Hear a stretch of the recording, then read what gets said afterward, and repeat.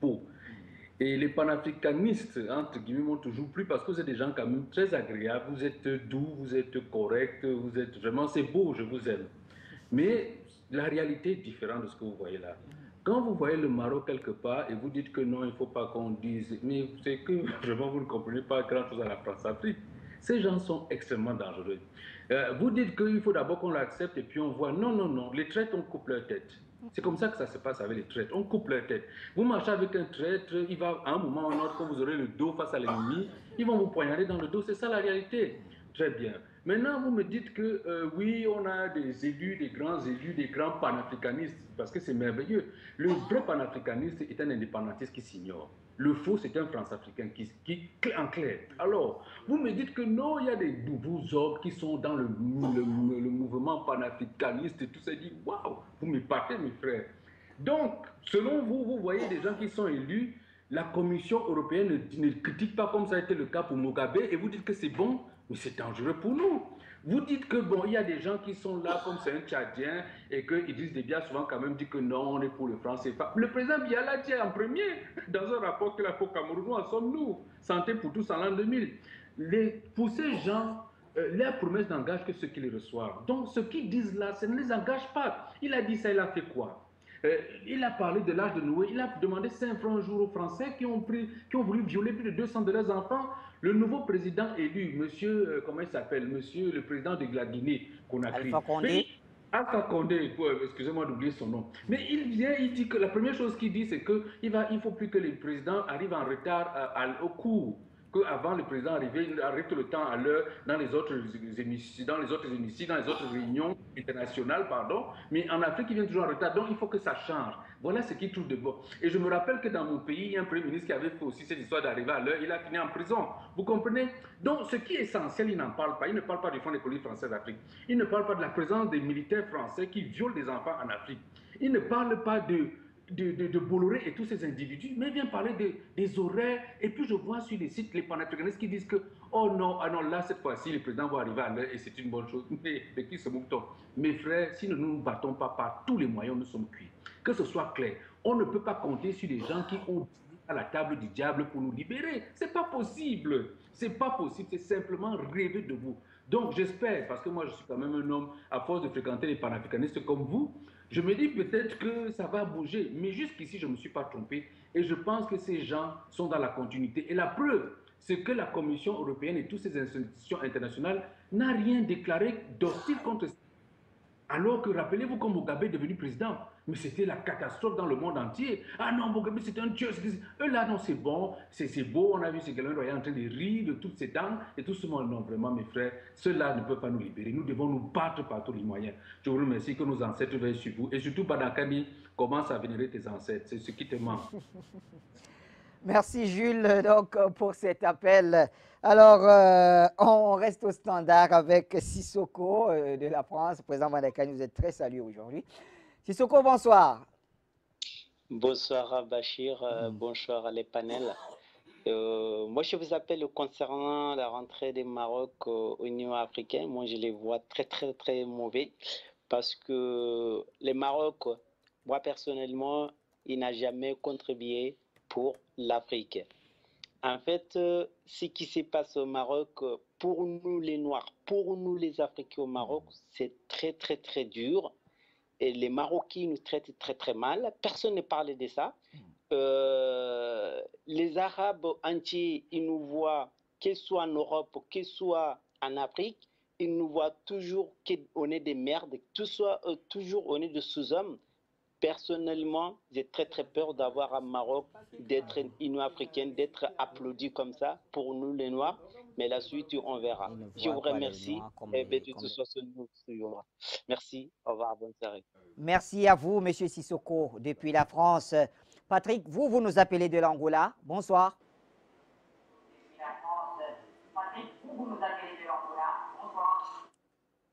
Bonsoir Bachir, bonsoir à tout le panel de Douala, à tout le panel du Tchad aussi. Et un bonsoir particulier au professeur Bandakani, au président Bandakani. Oui. Et ce que je voulais dire par rapport au retour du Maroc à l'Union africaine, le retour du Maroc à l'Union africaine n'est pas de son bon vouloir, selon moi.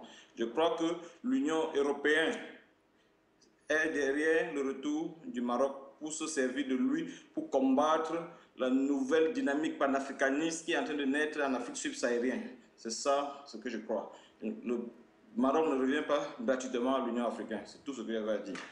Merci. Le Maroc ne revient pas gratuitement à l'Union africaine. Un autre appel pour cette série qui nous appelle cette fois-ci. Allô, bonsoir monsieur, ou bonsoir madame.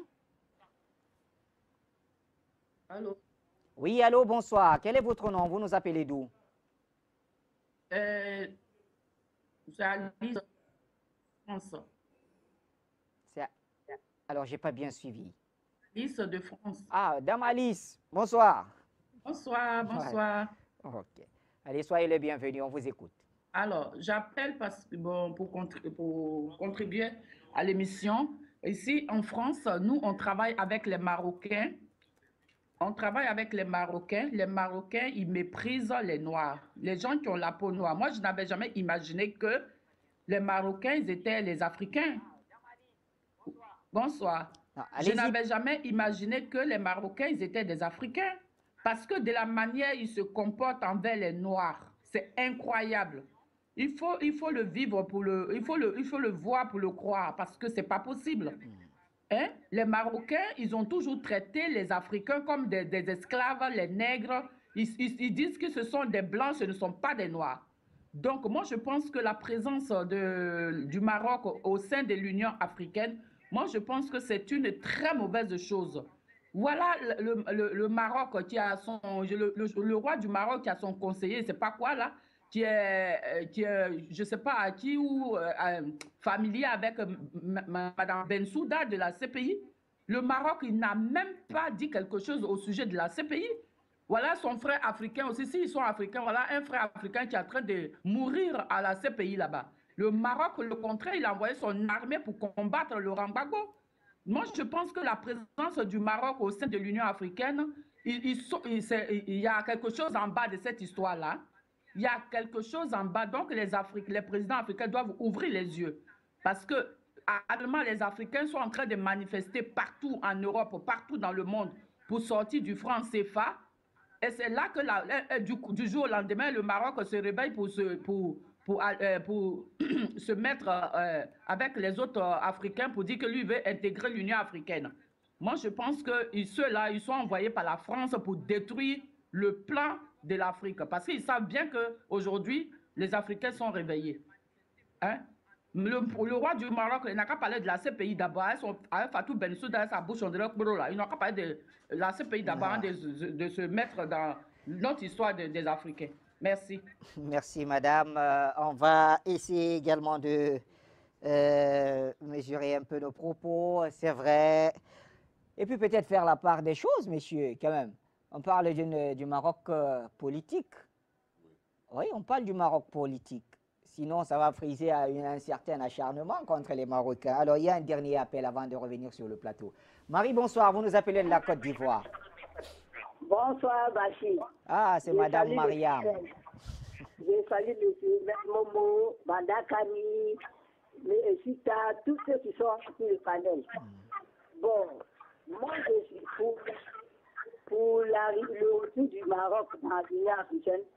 Moi, je ne suis même pas content parce que les Marocains, le Maroc n'a jamais dit les Marocains n'ont jamais dit qu'ils sont africains. Et vous voyez ce qu'ils ont fait en Côte d'Ivoire, Alice l'a dit, et c'est une réalité, une vérité. Les Marocains, ils ont combattu, ils ont tué les Ivoiriens. Et ils ont pris presque toute la terre à Abidjan. Et même la lagune, ils ont acheté une partie de la lagune. Ils sont en train de mettre du sable pour remplir, pour pouvoir construire.